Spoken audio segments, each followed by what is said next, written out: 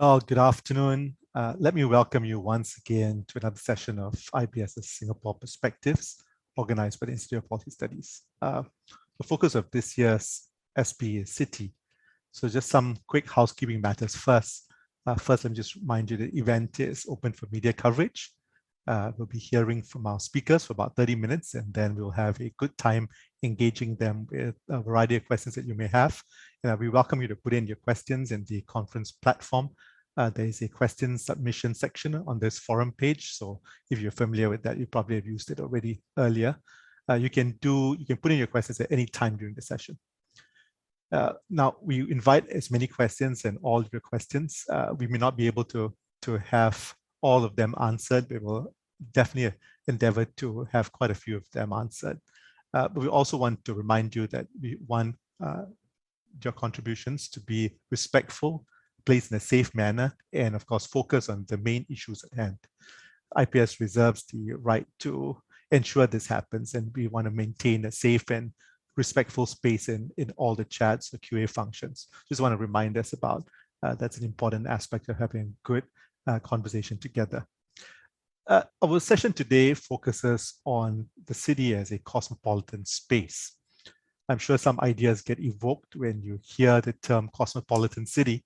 We have ideas of how that city will look like, both in terms of whether it's architecture, urban planning, the values which are invoked in that space, and of course, the type of people that you have, their orientation, their broader outlook.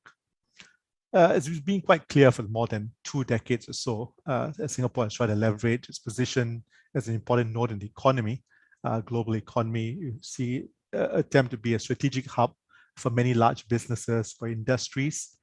And there's also been a very clear strategy that the city has tried to attract those quite a good portion who would be described as global citizens. With that, of course, you've got population growth and you see greater diversity. And this has implications for both how we see the culture of the city and how we identify with the city. Some see greater fluidity in terms of how identity and culture play out. And of course, you can see naturally more and more spaces of contestation that arise when you have people of different places and different orientations in the same place. So naturally, there are quite a few questions that come out. And so one, of course, how does positioning itself as an open cosmopolitan city affect our identity as a nation? And how increasingly our diverse cultures are identity negotiated in this local context. And of course, what groups are included and excluded in the city-state's discourse of cosmopolitanism. Of course, we all have had, some of us might have remembered some of the National Day rallies many years ago when we were introduced, at least for at a national level, to words like cosmopolitanism and also the word heartlander. And of course, that was coined to describe the 2 different orientations which we have in the city-state's population. Those who are very oriented to what is more global and those who really feel a lot more at home with what is local.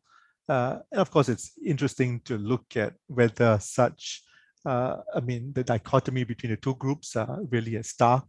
Is it useful? Is it accurate now to think in terms of cosmopolitanism or cosmopolitan and the heartlander? And mind you, of course, there are many other interesting dimensions that come with cosmopolitanism. And I think increasingly with digitalization, you see more of that. And many other thoughts that we can have on the subject. And I'm very happy that we have 2 very important speakers who will be able to reflect on these ideas on cosmopolitanism and the city. We will have Ms. Chang Hwee Nee, who is Chief Executive Officer of the National Heritage Board. Since joining the NHB in May 2017, she has overseen the formulation and implementation of our heritage plan with strategic trusts and initiatives in 4 pillars. Prior to joining NHB, Ms. Chang held senior positions in the ministries of National Development, Education, Health, and Finance. We also have Associate Professor Elaine Ho, who is from the Department of Geography and who is a Senior Research Fellow at the Asia Research Institute at NUS. Research addresses how citizenship is changing as a result of multi-directional migration flows in the Asia-Pacific region. She's the author of some important books, and she is an editor of some important journals. So very happy that we have both of them who spend the time today. And we'll start with Ms. Chang, and then we'll hear from Professor Ho. Over to you, Ms. Chang. Thank you, Matthew. So it is my pleasure to speak to you this afternoon. And I'll be speaking to you from the heritage perspective. Someone is involved in the heritage space. Singapore has been a cosmopolitan place for a long time. There's been evidence of travelers settling here, doing business for hundreds of years, even before 1819. And cosmopolitanism is commonly associated with modernity, progressiveness, seemingly the antithesis of heritage. But it is defined by the Oxford Dictionary as simply containing people of different types from different countries and being influenced by their culture. So cosmopolitanism is very much part of our heritage and has been, in fact, one of the strongest markers of our identities for centuries. And it's everywhere we look. The often talked about multiculturalism has evolved from ways of immigration, influencing much of our daily life, food, language, national policies. Our architecture consists of an eclectic Creole classicism style that blends between European and the local architectural traditions, from pre-colonial to colonial period, and side by side with the modernist and contemporary buildings. And our urban planning traces its roots, the first wave of British colonial planning model, the most famous of which, Jackson Plan, still shapes our city today. And it's the reason why we have our heritage precincts like Chinatown, Kampong Glam, and Little India. So together, these myriad influences contribute to Singaporean identity. I think the challenge is how can heritage strengthen this identity without stifling the development? We can see that the identity has evolved over the years. And just like heritage, identity must adapt to remain relevant. And for the communities to thrive, these communities must avoid fossilization, where heritage becomes just relic of the past and not part of the daily life. However, identity is very complex. It's multi-layered. Every individual belongs to multiple identity markers: ethnicity, language, religion, age, education, just to name a few. And all of us belong to different groups and subgroups in society. So moving out from families, neighborhoods, interest groups to nation, each with its distinct identity. I think it's no exaggeration to say that all of us are multiple hyphenates. So naturally, these differences lead to tensions and disagreements sometimes. But it is these differences that define our cosmopolitanism, and in turn, our heritage and our collective identity, and something that's worth cultivating. So this means that our goal is acculturation, in which different groups maintain their distinct cultural identities. And while sharing a common sense of rootedness, our goal is not assimilation, which demands conforming to the same norms. I think the world has become increasingly polarized, and Singapore is not immune. And I believe that's where our work in heritage can make a difference. So by promoting understanding, appreciation of different cultures, we not only sort of safeguard practices or expressions, but we reinforce the pride in identity and engender this intercultural understanding and harmony. I think it's harder to hate someone, right, when you see the beauty, the richness of the culture. And Singapore is already home to different cultures. I think challenge for people to appreciate those of others alongside our own. So there's therefore this very fine balance to be achieved between embracing differences and having this unified common identity that we can call our own. So National Heritage Board adopts a multi-pronged approach to achieve this.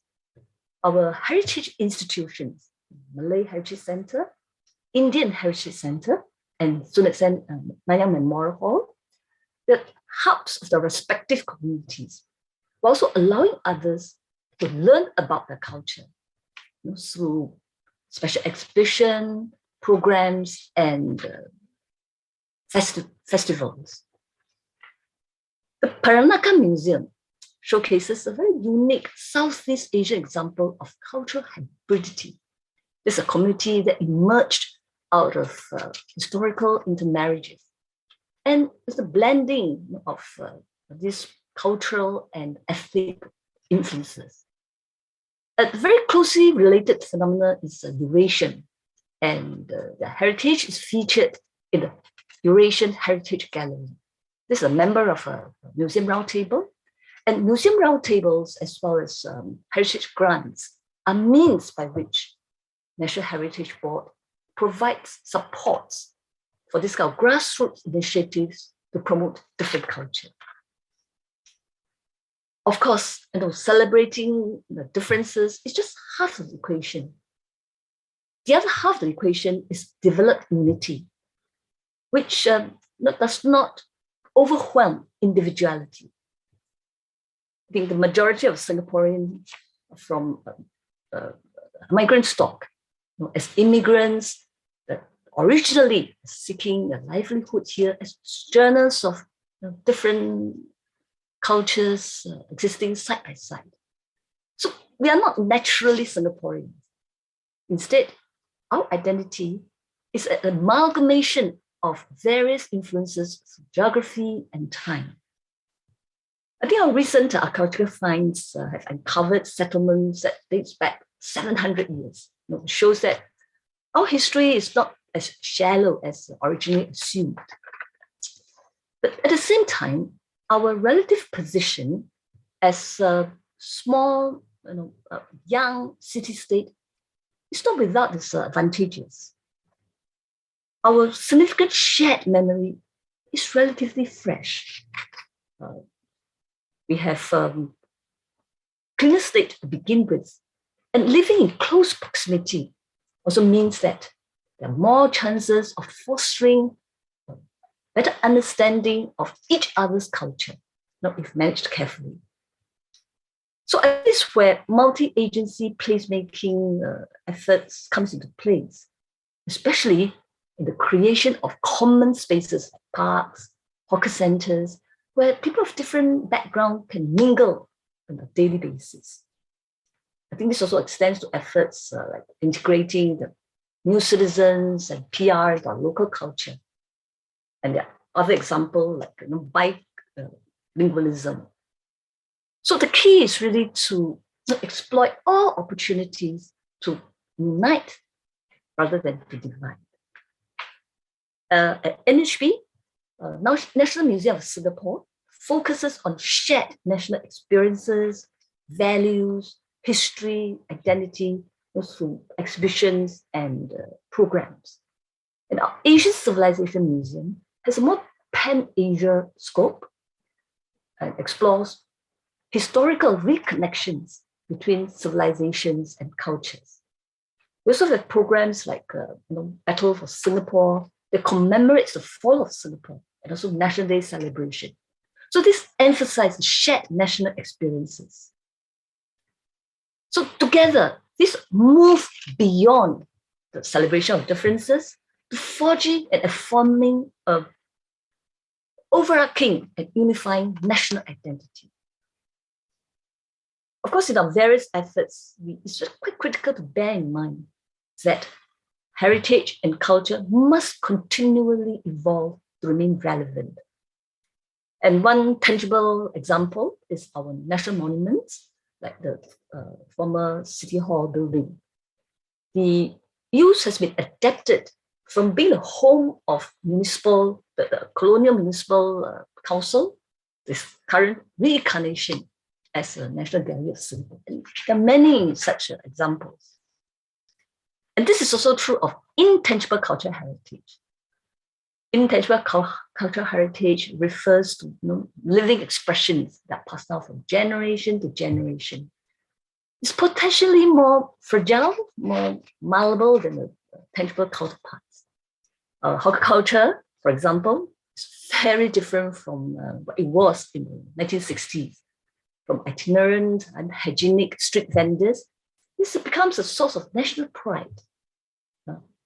Housed in dedicated community spaces for people to bond over the shared passion for food, and new dishes that influence from cuisines from different parts of the world have been added to the Chinese, Malay, and Indian fare.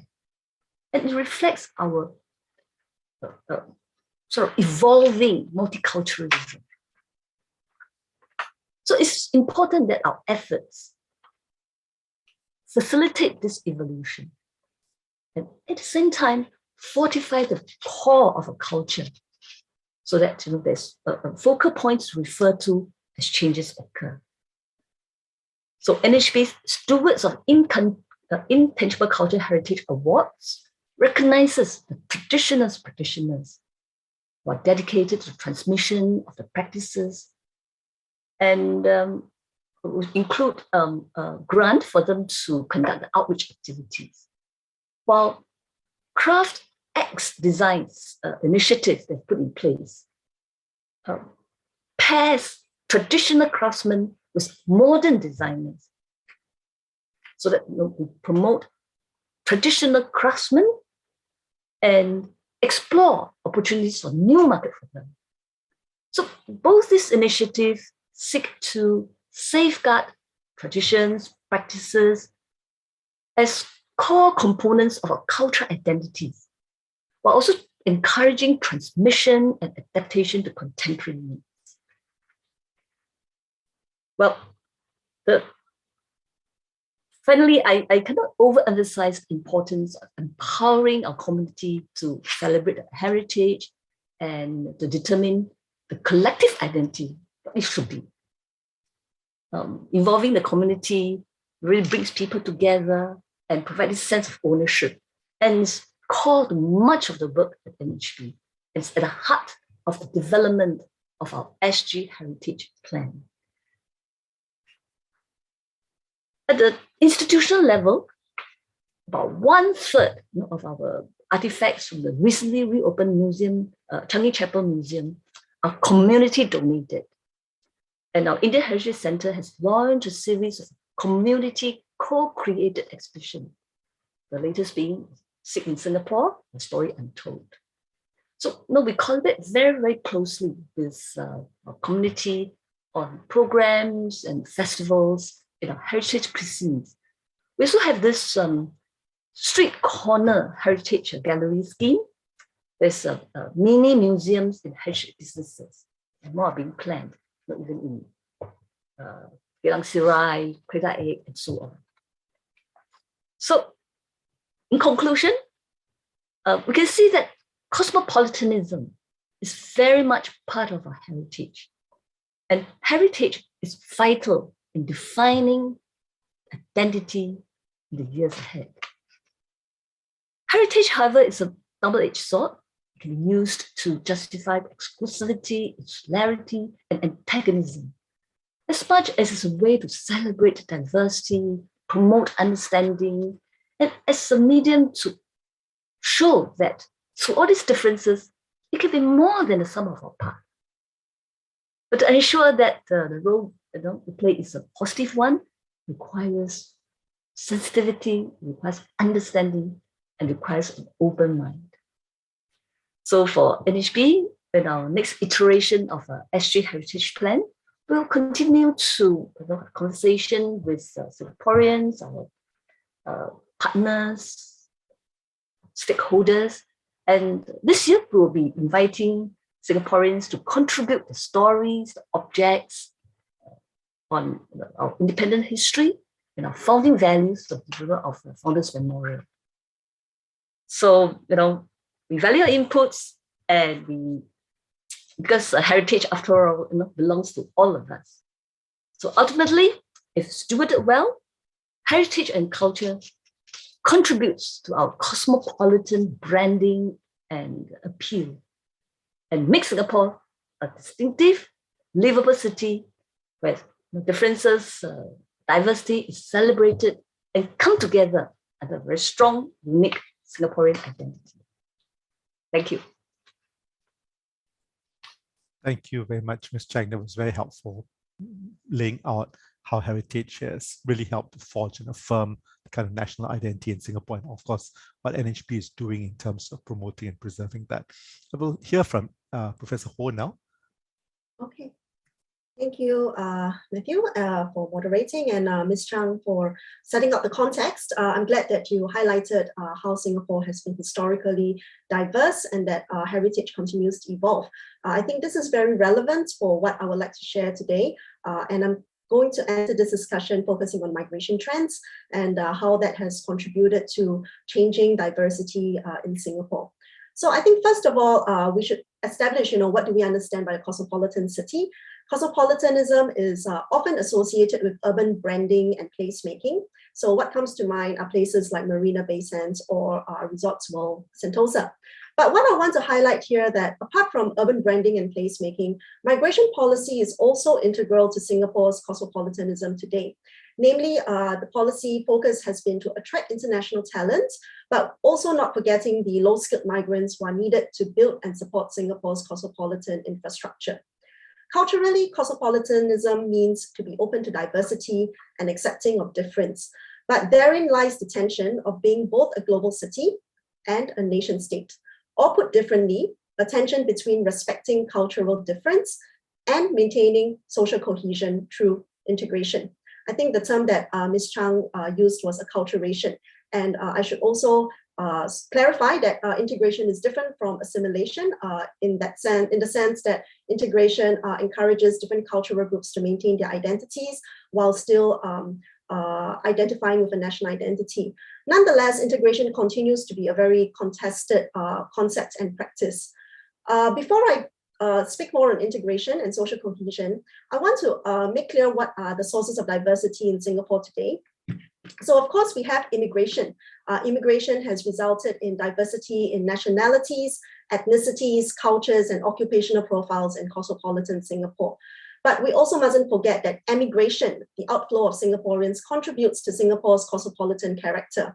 So Singaporeans have been moving abroad and returning to Singapore with international exposure. Some are called cosmopolitans, and some of them marry foreign spouses and return with their families. Thirdly, within Singapore, even amongst those who do not move, we are seeing an increase in international marriages. 1 in 4 citizen marriages were with non-residents, and they have also produced bicultural children in their families. Being a cosmopolitan city poses challenges to notions of national identity and certain aspects of competition. So as many of you would be aware, Singaporeans sometimes feel that there is competition for jobs, sometimes unfairly. I think this was discussed in an IPS survey in 2019. There's also concern that foreigners may be benefiting unfairly from welfare. And thirdly, the injection of cultural difference. For example, the foreigners, the migrants' values, the languages they speak, the accents, their working styles and everyday norms. Some people are concerned about the separate social circles that migrants may have from Singaporeans. And some migrants may also have a superficial understanding of Singapore's multicultural ethos. So these are all points of contention when it comes to thinking about Singapore being positioned as a global city as well as a nation state. So with this wider context given, I would like to suggest 4 interventions into discussions of cosmopolitanism. And I hope I will have time to cover all 4, but if not, I did tell the moderator that I will stop on time and we can carry on with the other interventions during Q&A. But let me try to cover all 4 within the remaining time. Now, first, I think it is important to add nuance to current debates on difference making. So currently, debates tend to assume a Singaporean versus others dichotomy. But research that I've carried out and co-published with Associate Professor Lavanya Kathirevelu at NTU, indicates that there are social divisions within immigrant groups too. So immigrant groups, in other words, are not homogeneous. For example, there are differentiations that immigrant groups create amongst themselves based on timing of arrival. So earlier cohorts of immigrants may feel that they have a greater sense of belonging and have integrated better than the newer recent immigrants. So we found that even amongst immigrant groups, the people we interviewed would assert superiority or over co-immigrants. In other words, what we want to highlight here is we need to move past the Singaporean versus others dichotomy to consider other aspects of difference making as well. So in a paper we published, we proposed the idea, and bear with me for this rather long term, polysemic immigrant hierarchies. Okay, so polysemic refers to the multiple phases of these immigrant hierarchies. And what we wanted to emphasize are that hierarchies of difference making across Singaporeans as well as immigrant groups are highly flexible and fluid. And sometimes flexibly, people who draw these hierarchies or assert differences, they would draw on distinctions to do with race, visa status, skills, income, and claims over who arrived first or later, or who has integrated better amongst the immigrants themselves. So the point I wish to make here is thinking through the fluidity or the polysemic character of immigrant hierarchies can help us move past the Singaporean versus others dichotomy to acknowledge that difference making has multiplied in Singapore in very real ways. Now, what do we do with this multiplication of difference? This is the second point I want to share. We should continue to build social anchors in urban spaces for diverse groups. What are social anchors? Social anchors are urban spaces in Singapore which are important for enabling Singaporeans and immigrants, both old and new immigrants, to establish footholds that can help them to connect diverse identities, provide emotional security, and foster integration. Such social anchors could be in housing, where immigrants and Singaporeans from different backgrounds intermingle in HDB estates, for example. Such social anchors could also be about shared experiences in schools, since many of the immigrants, as well as Singaporeans, have young children in schools, and the parents can interact with one another. Schools also provide a place of socialization for children. Another social anchor we can continue to build are workplaces, where immigrants and Singaporeans both work and end up spending working time with one another. Another kind, the last kind of social anchor I want to highlight here are volunteer and leisure spaces. So these are spaces where immigrants of different backgrounds as well as Singaporeans can commingle and get to know one another's habits, values, and lifestyles better. So social anchors are the spaces in which we can cultivate deeper embeddedness. Nonetheless, we also need to recognize that the significance of these social anchors will change over the life course of both immigrants and Singaporeans. Now, this then leads me to my third point. I want to suggest that we need to move from thinking about integration as an achieved but homogeneous condition towards recognizing that there are differentiated embeddedness, meaning that immigrants, as well as Singaporeans, they can become embedded in those social anchors in different ways, to different extents, at different points in time. In other words, these social anchors are constantly evolving in our life biographies as well. So differentiated embeddedness refers to how immigrants achieve to varying degrees the functional, relational, emotional, and civic aspects of integration. Let me give you some examples.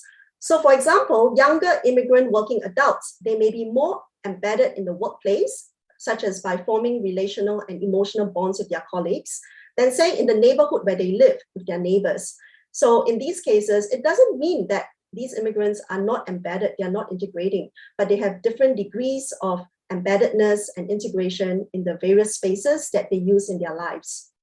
Embeddedness will change across time as people's life biographies change. For example, the school as a social anchor may decrease in importance when young children grow up. And instead, parents, especially mothers, for example, return to the workplace, and then the workplace becomes a more important social anchor in their lives. Or, for instance, when the parent finds that their time is freed up because their children have grown up, and they can continue to find time instead to do volunteer work and participate in hobbies. So those volunteer spaces and Hobby spaces then become more important social anchors in their life. So integration, in other words, takes place over the immigrant's life course. It doesn't happen in a snapshot, nor does it necessarily happen in one particular sector or life space. And I move on then to my last point. I think I'm doing very well with time. Lastly, many Singaporeans fear that immigrants only have a temporary interest in Singapore and that they will eventually remigrate. Now, if Singapore is to be a global city and a cosmopolitan city, we need to accept that this will happen. However, remigration is often equated with a lack of commitment. Indeed, not all new immigrants will remain in Singapore for the long term, but this can be turned into an advantage for cosmopolitan Singapore. Remember when I started, I said cosmopolitanism has meant that Singapore is a migration hub of both inflows and outflows of people, both immigrants as well as emigrants. Singaporeans are going overseas and immigrants may remigrate later in their life course. Now, if we turn to the examples of some other places, such as Ireland, Scotland, or New Zealand, these places have actually treated remigration as an opportunity. How so? They have approached remigration as an opportunity to develop what is called an affinity diaspora. Affinity refers to connections that are born out of biographical ties. For example, when an immigrant spends time through resident in a country, over a period of time, they cultivate emotional attachments to the place and the people there. And they then, when they remigrate to another country or when they return to their home country, they then can become informal ambassadors as part of the affinity diaspora. So I think on this note, I want to conclude by sharing these 4 interventions into discussions of cosmopolitanism, and I will just recap them briefly here. So for example, recognizing the first intervention is on recognizing the multiplication of difference in cosmopolitan Singapore so that we don't end up reinforcing dichotomous framings of identity, such as Singaporeans versus others. Secondly, that we should consider capitalizing on social anchors in space, urban space, to encourage embedding of different forms of integration across different sectors and urban spaces in Singapore. Thirdly, accepting that differentiated embedding happens. It is part and parcel of life, and embedding changes over time as immigrants' life biographies evolve as well. And lastly, fourthly, that we can consider treating remigration in a more positive framing by mobilizing what I have termed here as the affinity diaspora. So capitalizing on the opportunities that remigrants from Singapore can present by becoming informal ambassadors for our city-state. And these 4 interventions, I hope, can pave new ways of approaching the topic of growing social diversity in Singapore. Thank you. Thank you very much, Elaine. Thanks also for focusing on this bigger topic on cosmopolitanism and looking at the issue of immigration, also re-immigration, and providing us some useful interventions to ponder over. We have, I think, a number of questions have already been submitted, and I want to encourage those of you who would like to put in more questions. Would you please go ahead and put those questions on the conference platform? We'll definitely want to take some of those. I'll probably just be trying to run over different questions as they come and try to group them together if there are many questions. But I guess at the start, I'll just ask questions which I think some have directed specifically to different speakers. So I'll try to look at those. I'll start off with some of the discussion that Ms. Chang had earlier, looking at the issue about heritage in the Singapore context. And some of these questions are very, very specific, and heritage in the context of cosmopolitanism. And I think one question from Jonathan Tan here is how we can better highlight the histories and traditions of indigenous groups. So looking at, for instance, the Orang Laut or Orang Seletar, for instance, and what place they have in cosmopolitan Singaporean identity. So I'm just wondering whether Ms. Chang, you have any thoughts about that, and of course the work of NHB in trying to look at heritage in this particular context. This happens to be the most top-voted question at this point in time. So I'd love to hear your thoughts, Ms. Chang. Thank you for the question. Yes, indeed. This is an important topic, and we have been making efforts to do so. And I think in the Malay Heritage Center, they have different programs, storytelling involving the group. But I think one of the challenges that we face is that for Professor Oren Lau, that very little cultural artifacts.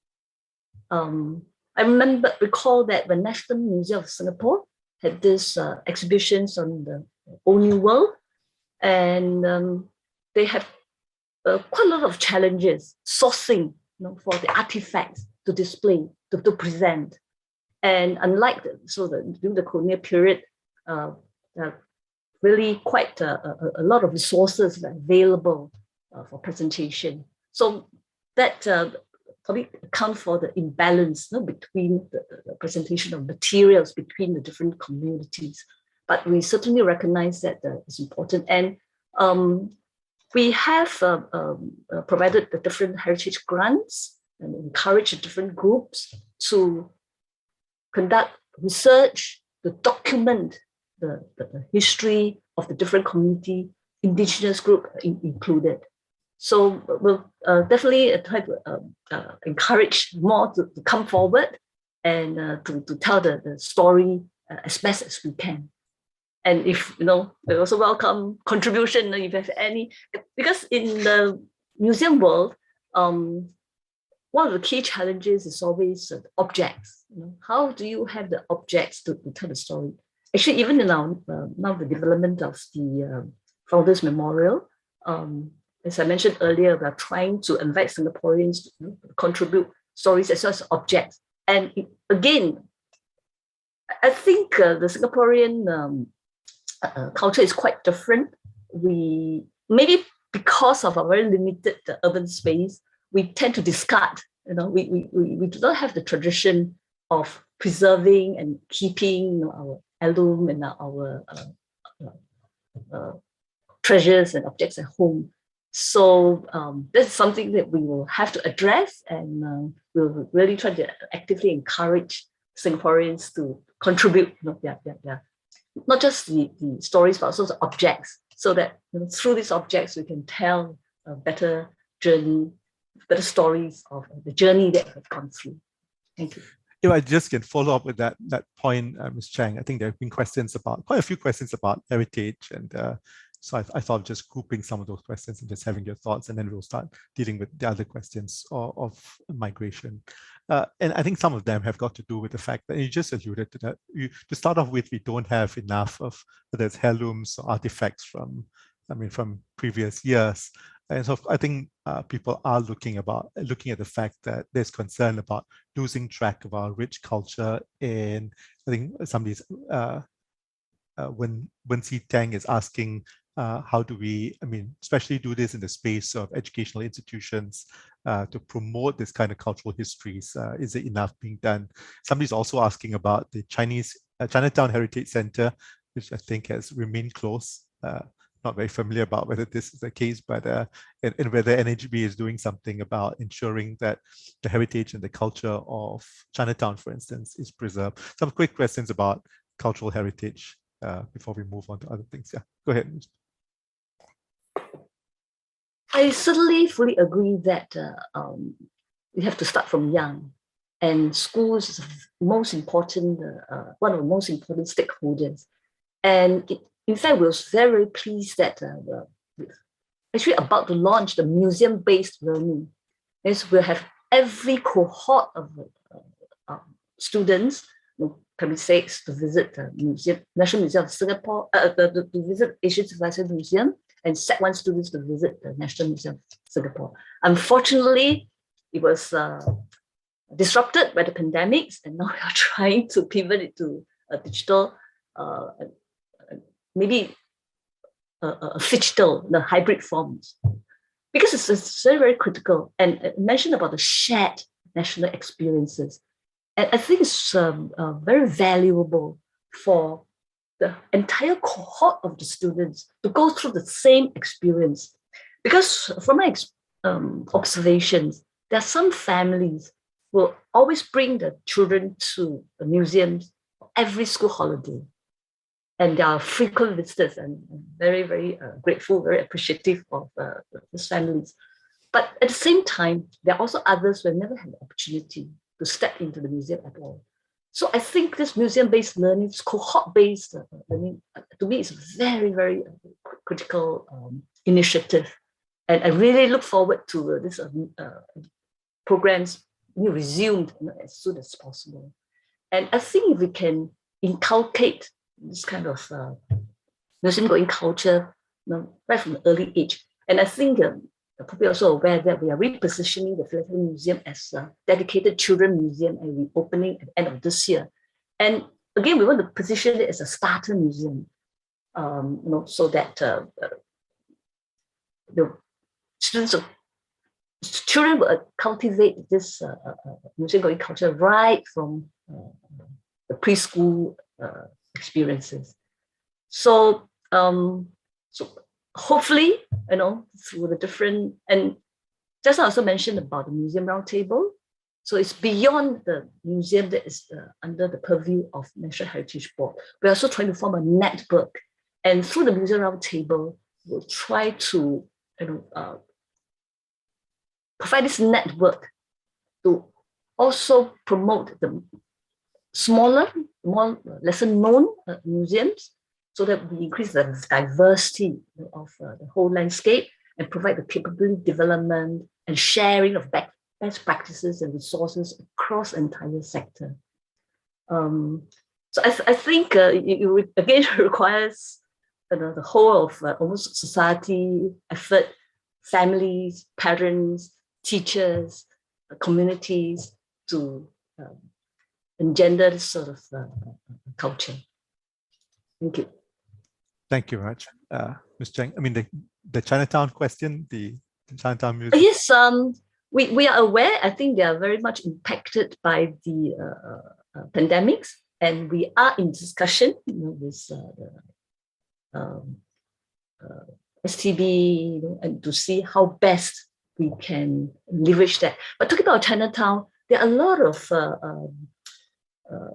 activists, and we have our signature heritage festival, and China is always one of our key stakeholders.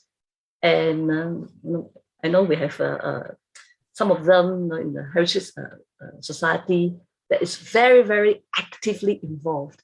And actually, some of them are grassroots initiatives. And we would like to partner them and provide as much support as possible to make it happen. Thank you. Thank you, Ms. Chang.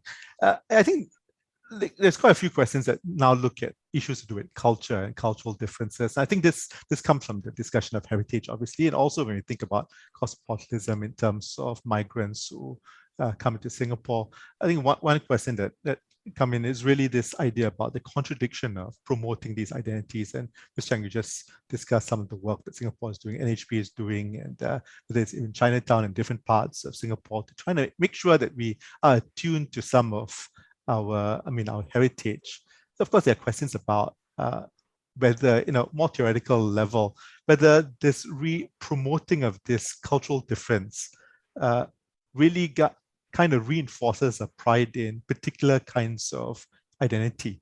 And that then is antithetical to this notion of developing the Singaporean identity. And of course, I think people are asking, and everybody is wondering about the notion about, if you think about a cosmopolitan space in, of course, a myriad of cultures, then how do you kind of balance some of that? And isn't this not contradictory? Maybe I'll just start with Professor Ho, if you can give your thoughts about that. And maybe, of course, in terms of you think about this, and of course, the influx of migrants over the years and how this plays out. Okay. I would say that I think the core question here is whether is there a contradiction between promoting particular identities and would that compromise then what we hope to develop or maintain as our national identity? Is that correct? That's right. Yeah. I think, Singapore's strength lies precisely in its openness to plurality. So the Singapore identity is very much one that is stitched together by different cultures, different migrant groups, even from time past. So I think the challenge lies in reminding Singaporeans of this plurality historically that has made Singapore into what it is today. So I think what I referred to earlier as the Singapore versus others kind of dichotomy comes about because we have been brought up, socialized into subscribing to a version of our national identity. And it's easier to just fall back, on what we know, right? Rather than recognize that or accept that that national identity continues to evolve through new migration.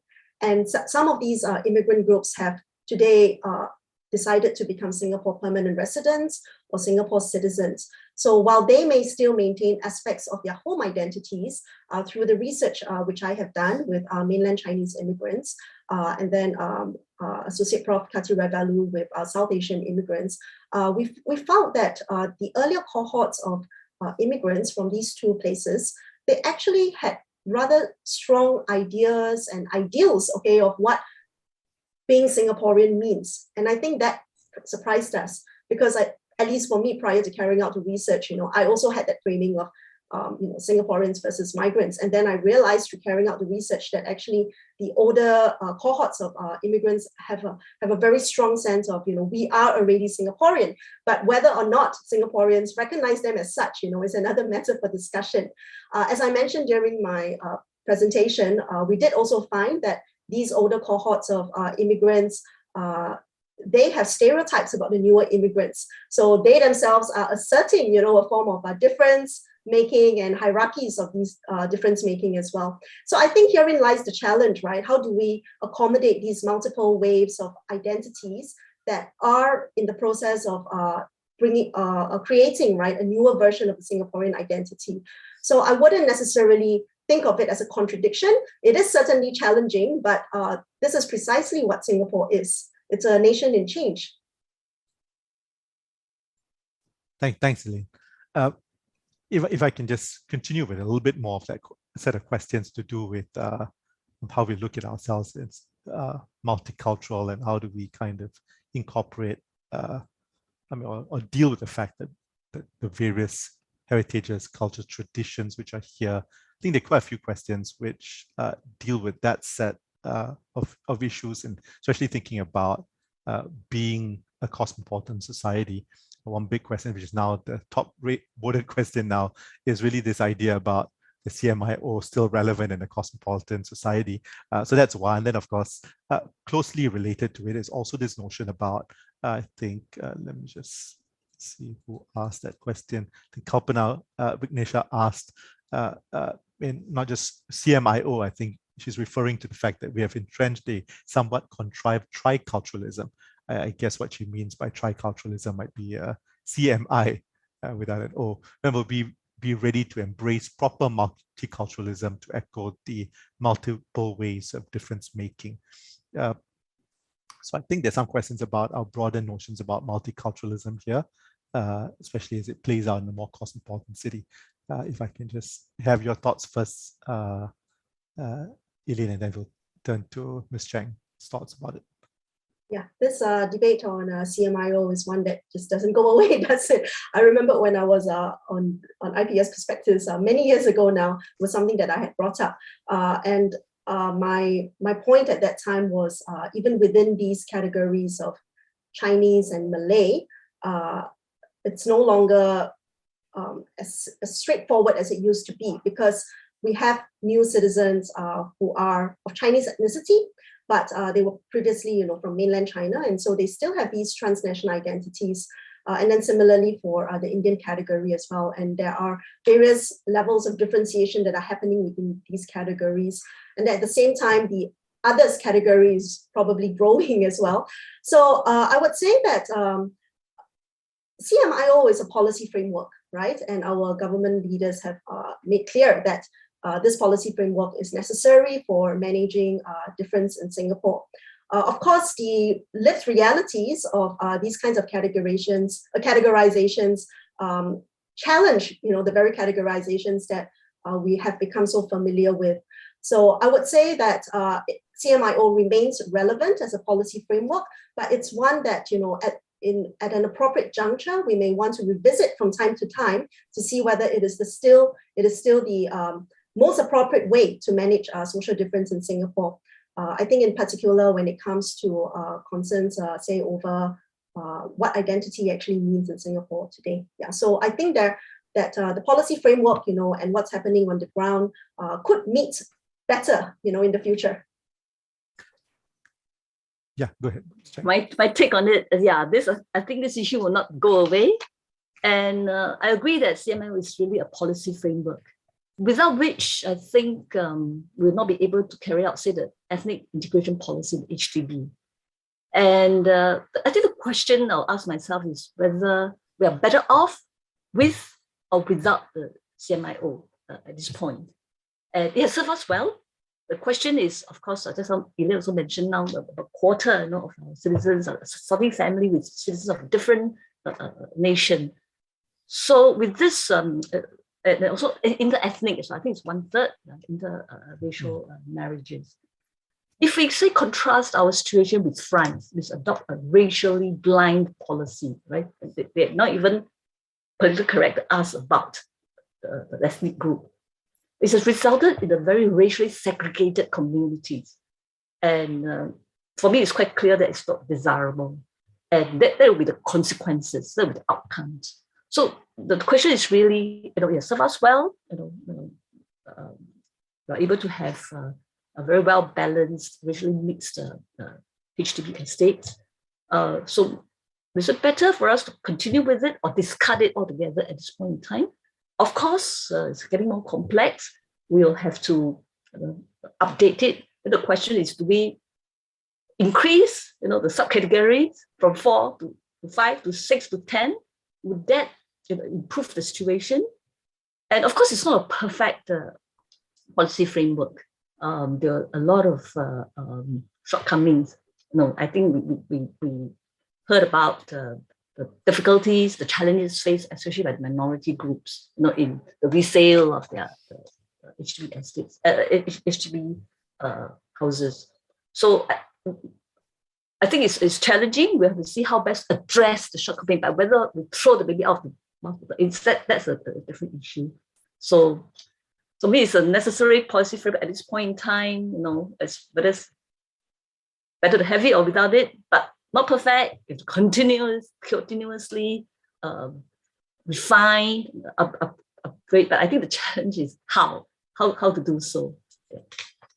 Yeah, and I certainly think that the devil's in the details when it comes to this part. Yeah. I think that the question that many have asked, especially when it comes to, and you hear this regularly from immigrants who come in, if they don't fit in the boxes very clear, at least the CMI box, then the sense that they're not welcome, or the Singaporean or the Singaporean who is not so exposed to a global landscape sees them in some way or another out of place within Singapore. So I'm just wondering whether there's enough effort that goes on to educate the Singaporean about that. The fact that our system and our nation is more than just, a very fossilized way of looking at the Chinese, Malay, Indian. And as Elaine just mentioned just now, even among new immigrants, the notion of Chineseness, Indianness might be quite different from, what people might see from different places or at different points of time. So maybe I just thought, are we doing enough on that regard in terms of helping to reshape our Singaporean mind to embrace this broader diversity? Even if we keep the policy framework of a CMIO, is there something that we can do in terms of broadening the minds? I don't know whether the museums are working towards some of that or any other kind of activist groups are working on that. So any thoughts, Professor Ho, if you have thoughts, Ms. Chang? Go ahead, Elaine. I think it's really a very, very complex issue. And I think this issue of migration and the effects on the sort of host culture, and it's not unique to Singapore, and it's also not new to us, because it's with the clash of the culture, the clash of way of life, it's just very complex. And it can be quite polarizing as well.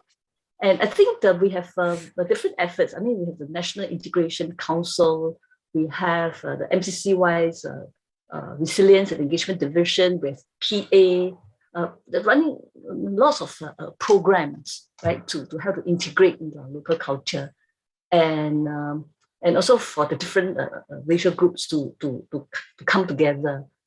And I think with this diversity, we probably need a very constant, regular engagement sessions, and probably need to have more conversation around it.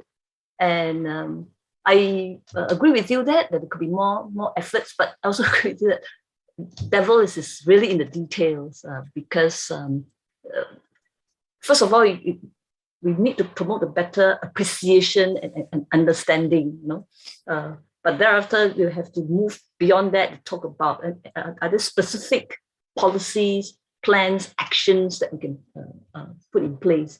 And there'll always be different considerations, different implications, different trade-off, different issues that we have to consider. So definitely, I think a lot more efforts can put into it, and we have different active citizens group. We have a lot more engagement sessions, and we have a lot more regular conversations to talk about different issues, and this certainly will be one of them that we can put more attention to. Thank you, Ms. Chang. Elaine, what are your thoughts? Yeah, so I have rather mixed feelings about thinking of new ways to, have formalized ways of introducing understanding of difference. I mean, of course, there needs to be some extent of it happening, say, through the Heritage Board or in schools through MOE, etc. But I think actually a lot of the exciting kind of or innovative interactions are already happening on the ground. It's a case of whether are we paying enough attention to what's happening organically.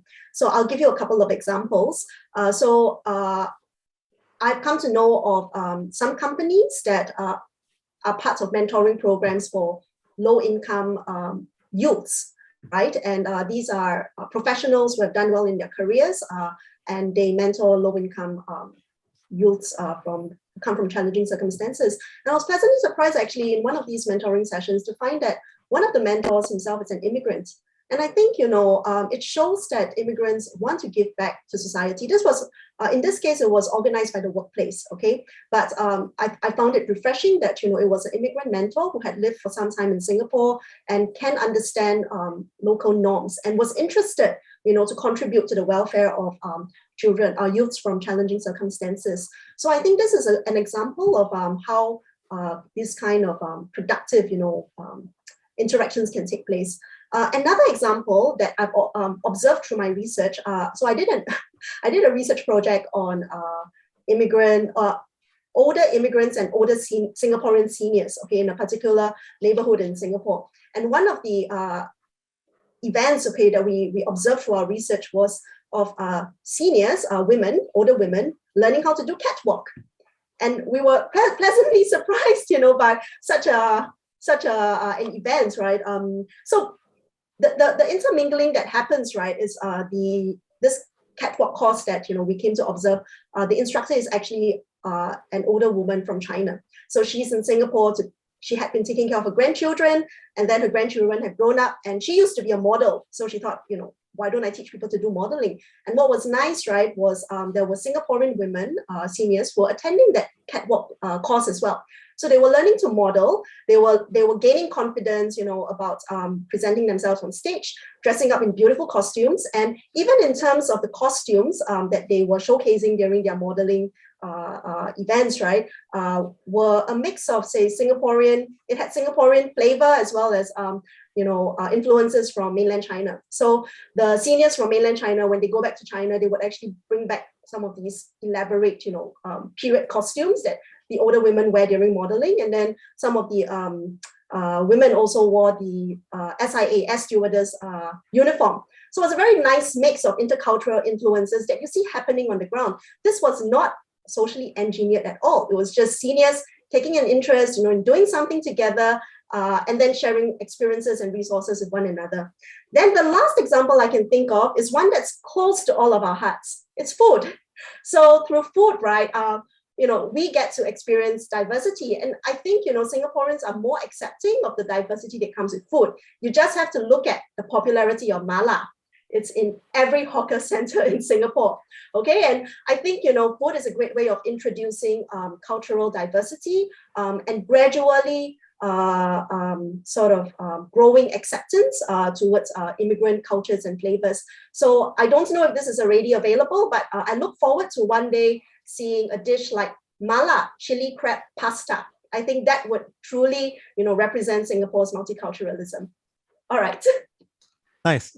It's interesting how the community can help to expand people's thinking and the space when we think about, how we make sense of culture.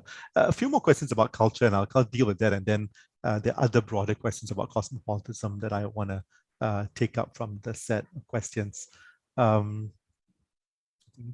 Ambassador Zainal is asking, one is between CMIO and, I guess, racial categorizations and multi-religious considerations, which is of greater concern if you're trying to forge a more cohesive cosmopolitan Singapore. So that's something I think about in terms of this notion about, and of course, I think in terms of our city space and our Singapore's attempt, to accommodate different kinds of religious structures, monuments, buildings.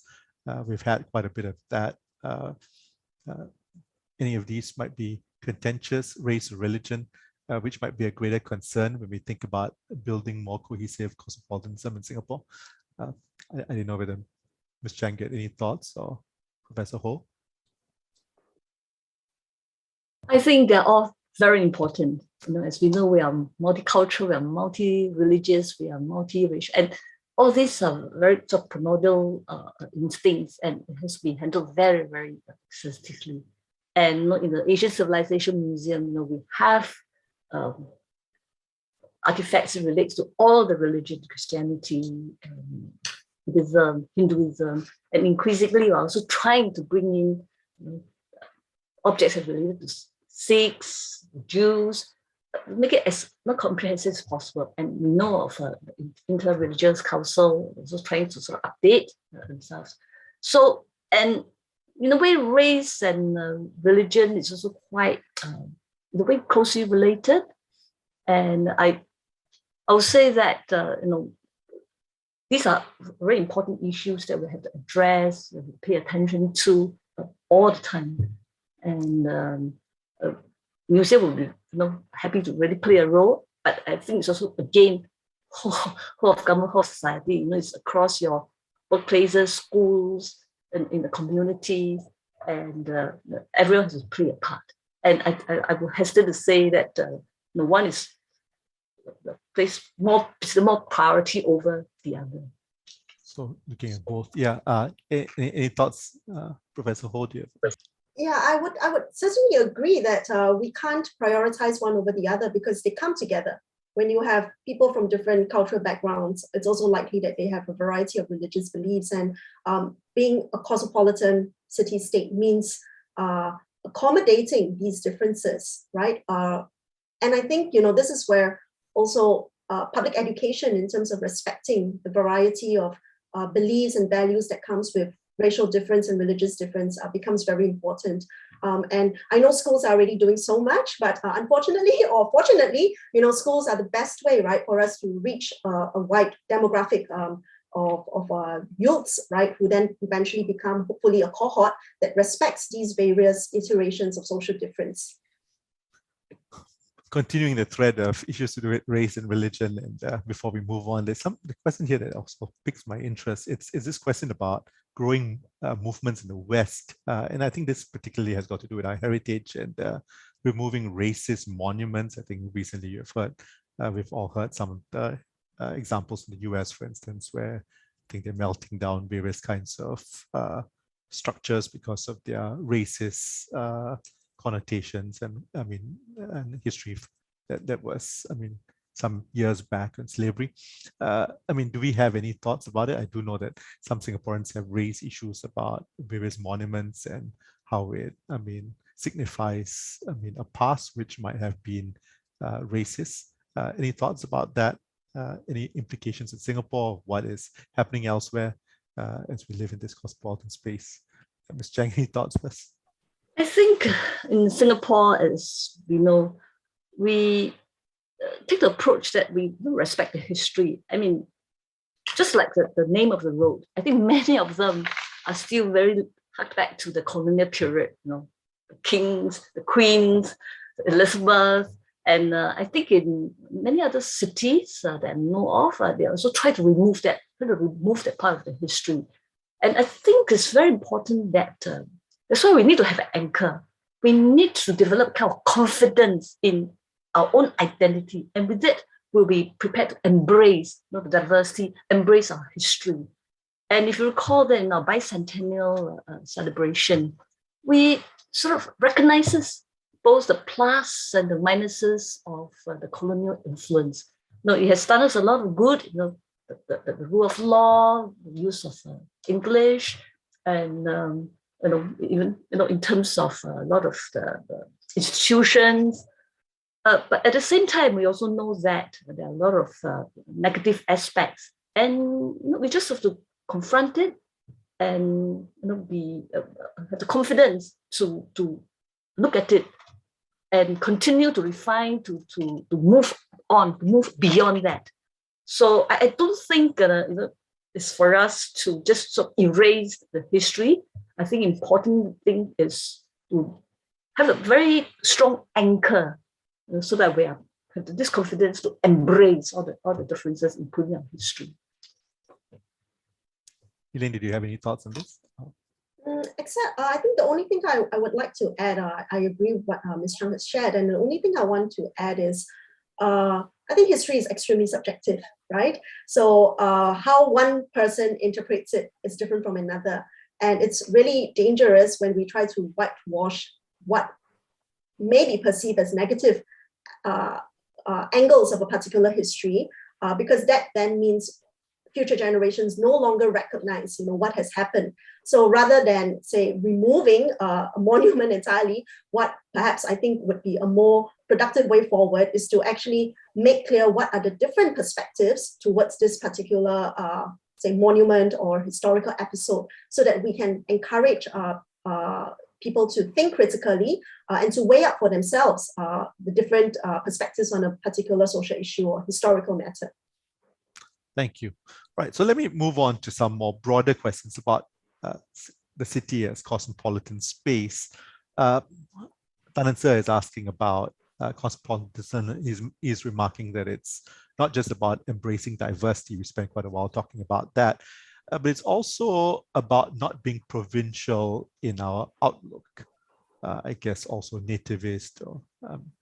So one, of course, I think is a broader question: in what way do you both think about Singaporeans being cosmopolitan in sense, not being provincial, but being able to look beyond that?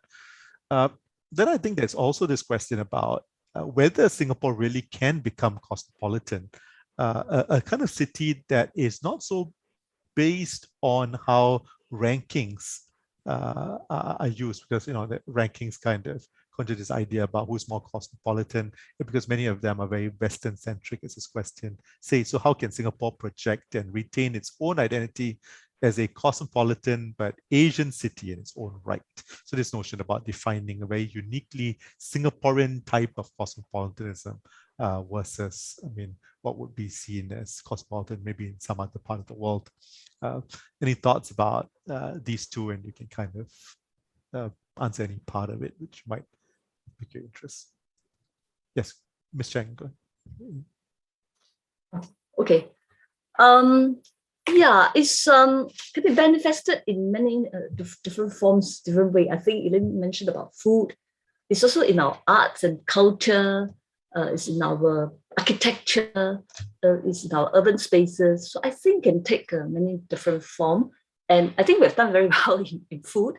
And even in arts, I think in one of the surveys, it's been shown that one of the key strengths is really the ability to have this East meets West, contemporary meets the tradition, the technology, meets the tradition. So I think, again, it's very important. We have a very relatively short history. Our arts culture is very nascent. But I think it should give us really the opportunity, because we're not too wedded to any particular form. And we'll take this opportunity to very boldly innovate and progress.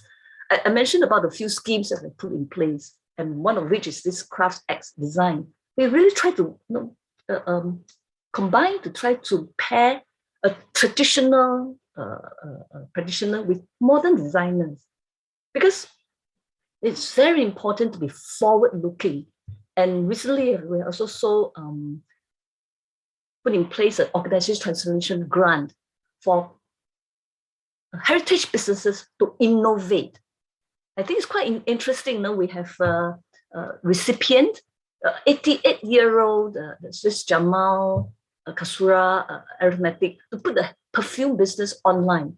And we even have these grants to help 125 years old, say Tian Heng Buddha shops, to develop a 3D database in effigies.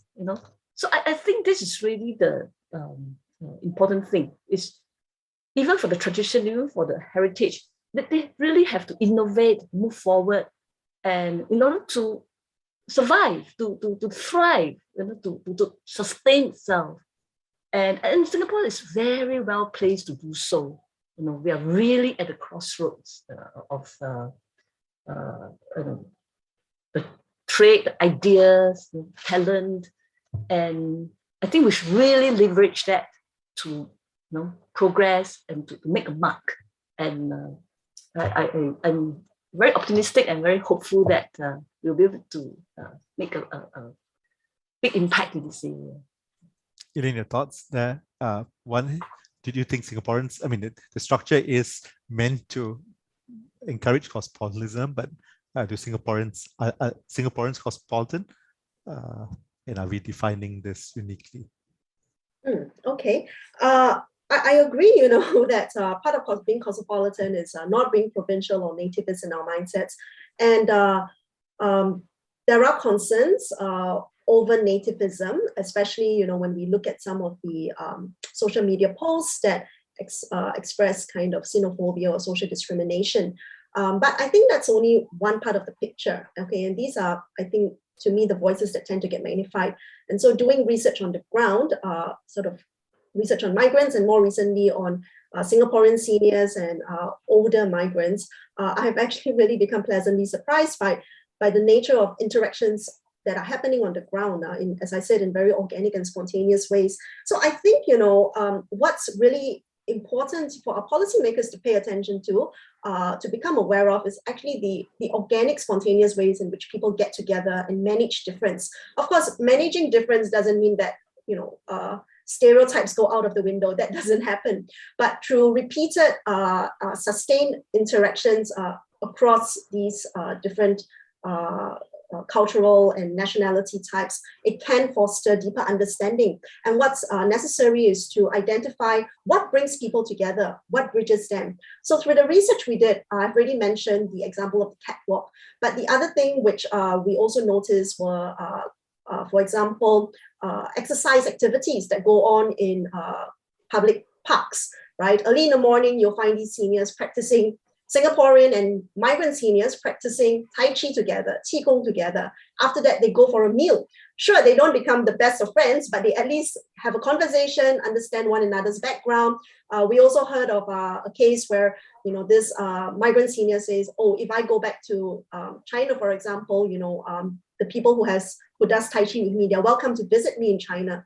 So I think these are ways in which I think the term that I used was Singaporean seniors who don't move, and you often think that seniors are more parochial in their mindsets, but our research shows this is not the case, because they're actually experiencing diversity and transnationalism by proxy, because these migrant seniors are living amongst them in HDB estates in particular.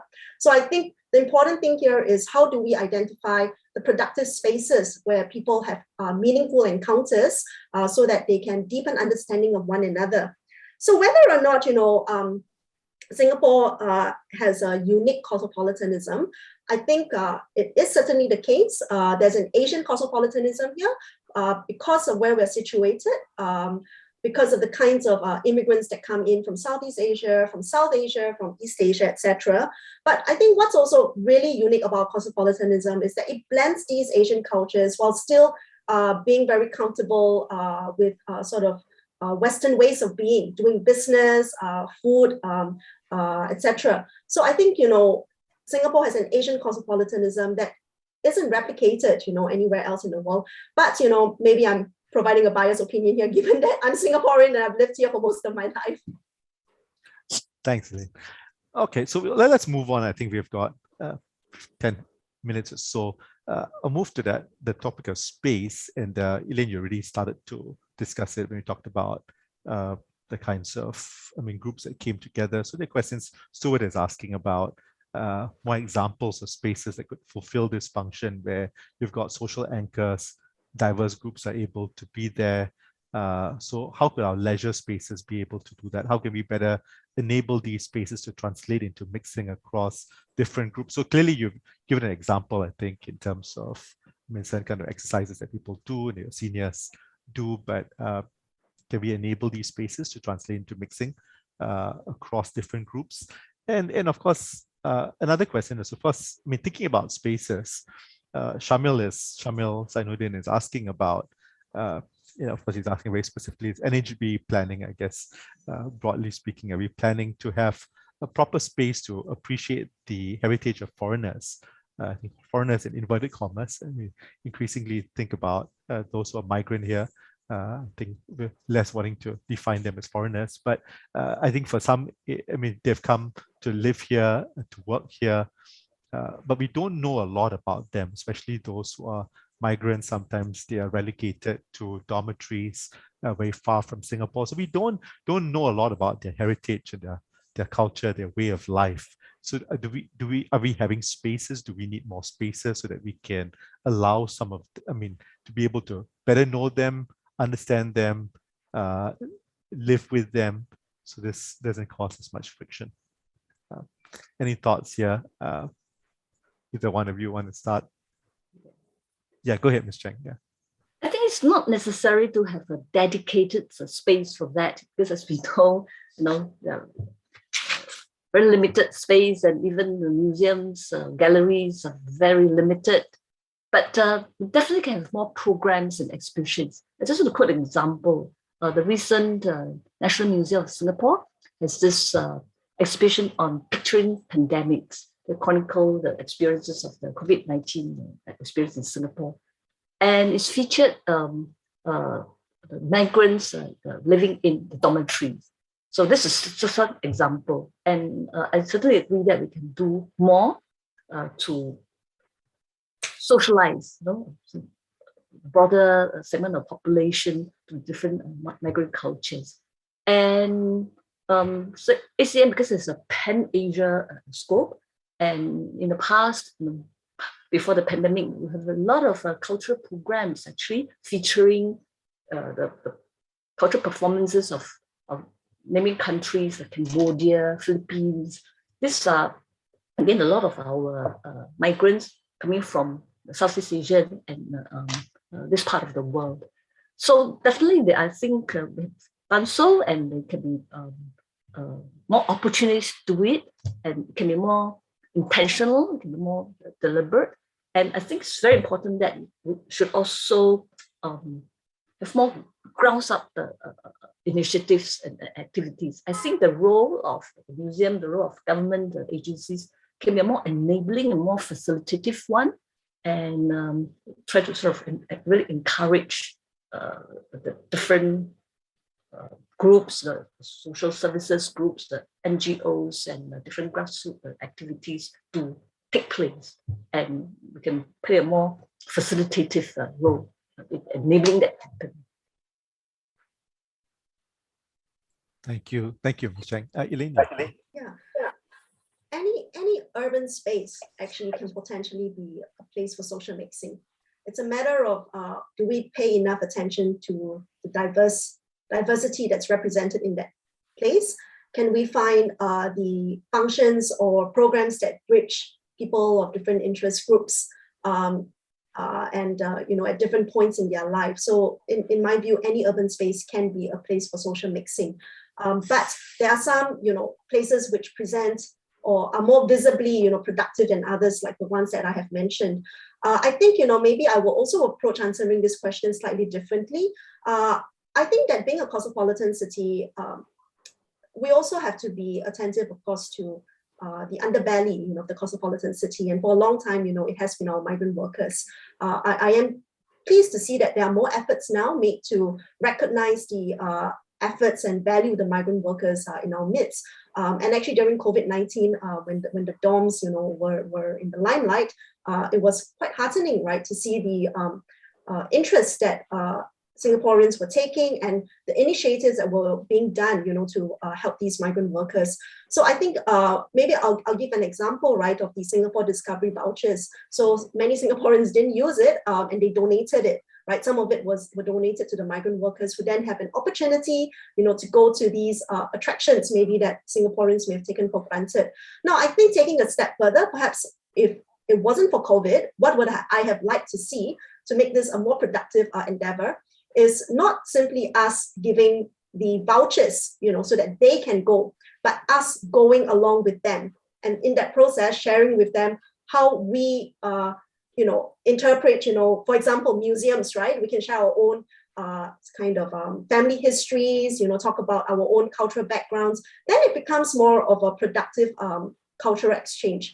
So it's not, space in itself, physical space isn't what creates social mixing.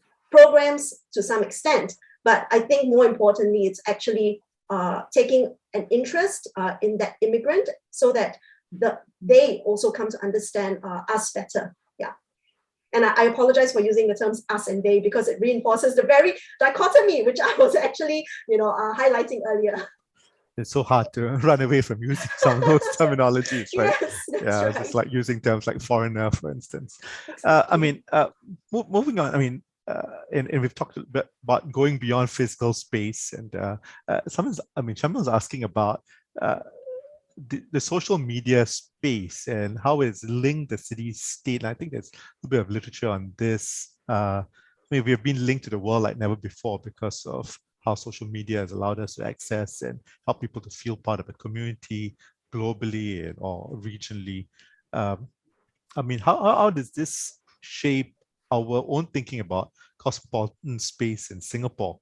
Does it change? And would you say that we need to address that change? Is it something that needs to be done about when you think about social media and cosmopolitanism and the city's state? Elaine, any thoughts about that? I'm probably not a good person to answer questions on social media, given I don't have a Twitter account or a LinkedIn account. Don't try finding me on those sites, okay? But I would say, social media, of course, is from at least what I know, it's a double-edged sword, right? Because it can create connections, but it can also result in circulation of kind of negative stereotypes, and xenophobia. However, it's a necessary, I wouldn't say evil, that we will have to live in because it's difficult to regulate the social media space.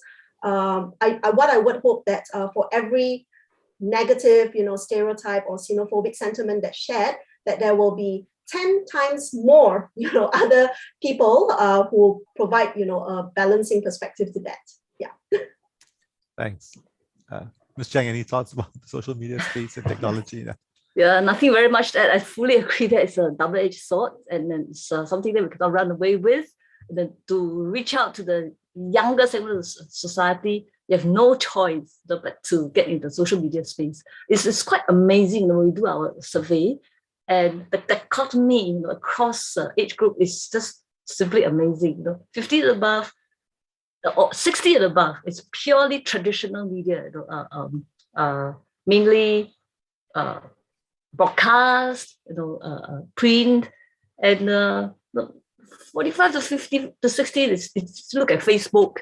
And in the 30s and 40s, maybe some of the social media, and below the 20-something, Facebook is really passé, and it's so stuck. It was really quite astonished to look at these different means of channel of outreach. So I think social media is with us. It can lead to echo chamber and very close mind, but something that we'll have to learn how to live with it and how to really because of the pandemic, we really have no choice but to pivot to digitalization, and we really learned a great deal from it because it has a totally different reach.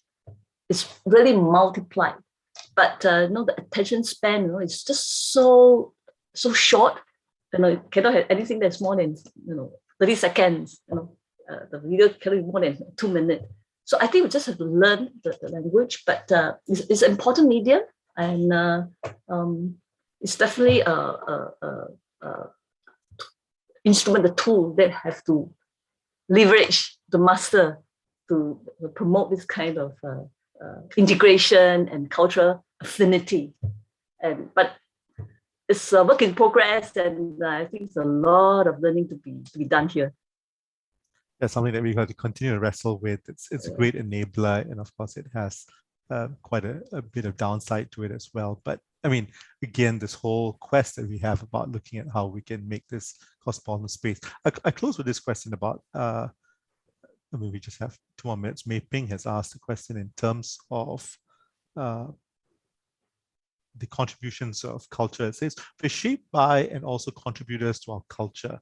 How can we identify elements in the city's diverse tradition that value having a spirit of community, collaboration, and collective social well-being, and strengthening them to become national culture? So this quest that we have, whether it's in heritage making and about bringing together people from diverse backgrounds, this quest to identify these elements of those different traditions, right? And the elements which perhaps I think build social cohesion and build this community together. Any broad thoughts about that as we close and we think about a national culture in the space of cosmopolitanism? Elaine, any thoughts? So the question broadly is about how do we identify elements in our city that can that value community, social well-being, etc. Is it? Yes. I think there are lots of things going on, right? As I sort of alluded to earlier, through the research we've done, we found great examples of organic initiatives that foster cultural connections across social difference. I guess the challenge then is how do you surface these things that are happening in the everyday, right? And if you want to actually take further steps to formalize them, for example, through certain institutionalized programs or funding, how can you make that happen? I think there are 2 ways of doing it. One is we can have more dialogues with Singaporeans so that they share their ideas. This, of course, has been done before, and it does produce some dividends.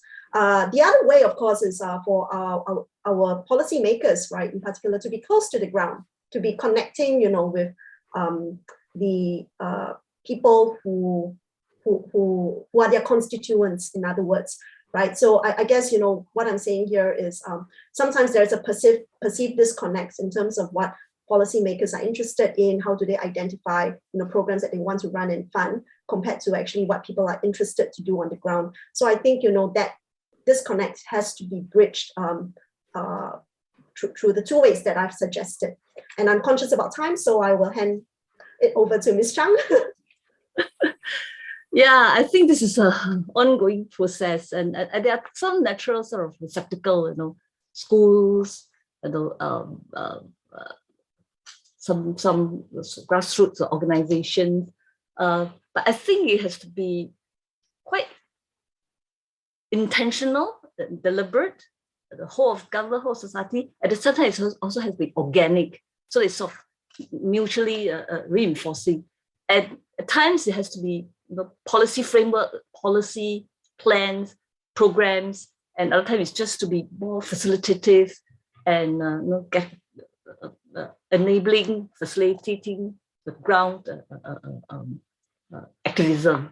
So I think it really requires a lot of efforts on the part of everyone to really make it happen. Thank you. Thank you. And I think with a lot of that effort that we put in, cosmopolitanism in Singapore can be a very positive force rather than being seen with a lot of concern and people being very, worried about cosmopolitanism and the fear about losing what we have in terms of our heritage and our place here. So with that, thank you very much to Ms. Chang and Professor Ho. Thank you for enlightening us, answering many of our questions. And this has been a very, very rich discussion. So I'm sure the participants of this conference greatly appreciate your sharing today. So thank you everybody for joining us. We've come to the end. I'm sorry that we didn't get to answer every single question. We tried as much as we can to answer those. And so really appreciate all your participation and putting forward some interesting thoughts for all of us. We will have subsequent sessions. So, please take note of them and you can look at your conference program for this.